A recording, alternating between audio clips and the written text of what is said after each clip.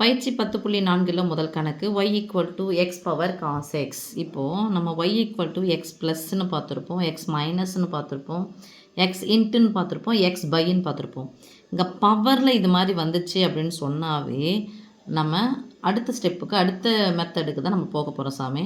அப்போ என்ன மெத்தட் அப்படின்னா ரெண்டு பக்கமும் நம்ம லாக் எடுக்க போகிறோம். ஏன் லாக் எடுக்கிறோம் அப்படின்னு சொன்னால் லாக் விதியில் தான் இந்த அடுக்கு வந்து என்ன பண்ணோம், அடுக்காக இருந்தால் முன்னாடி வரும். அதனால் take log on both side. So log y = log x power cos x.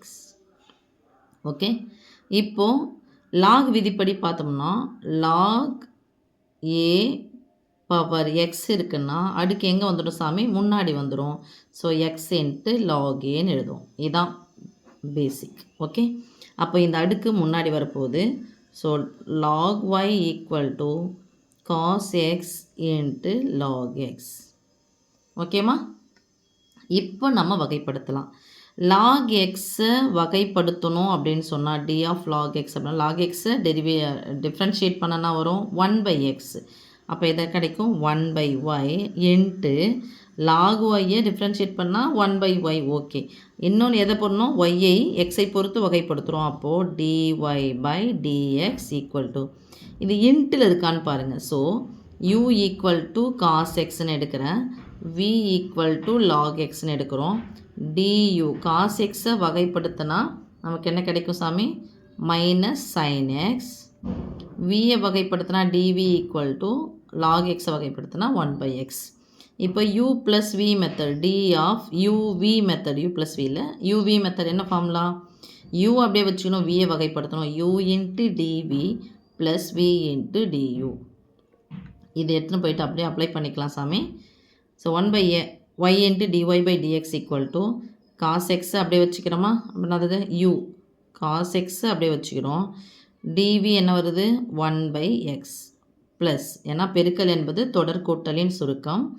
v யாரு, log x இன்ட்டு du என்னது வகைப்படுத்தினா -sin x into -sin x. 1/y into dy/dx = இப்போ எக்ஸும் தயவு செஞ்சு அப்படியே ஆனால் கேன்சல் பண்ண போகிறாங்க. எப்போ வந்து வகுக்கவோ பெருக்கவோ கூட்டவோ கழிக்கவோ முடியும்னா ஒத்த உறுப்புகளை மட்டும்தான் அது மாதிரி செய்ய முடியும். அப்போ இது ஒத்த உறுப்பே கிடையாது. இங்கே எக்ஸ்ன்றது காஸ் தீட்டா, இது எக்ஸ்ன்றது வேறு.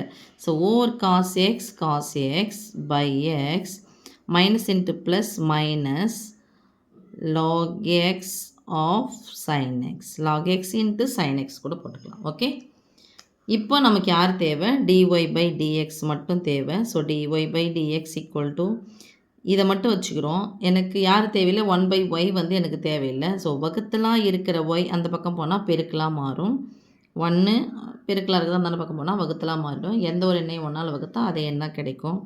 அப்போது y ஆஃப், ஏன் இங்கே ஆஃப்னு போகிறோம் அப்படின்னா ரெண்டு உறுப்புகள் இருக்குது, அந்த ரெண்டு உறுப்புகளுக்கும் y சொந்தம். cos x/x minus log x into sin x.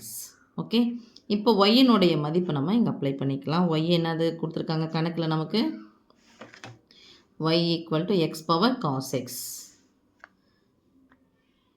x power cos x of cos x/x minus log x into sin x. This is the final answer. Okay, so பவரில் வந்துடுச்சு அப்படின்னு சொன்னாவே நம்ம லாக் தான் சாமி எடுக்கிறோம். மெத்தடை ஞாபகம் வச்சுக்கோம். Okay, thank you.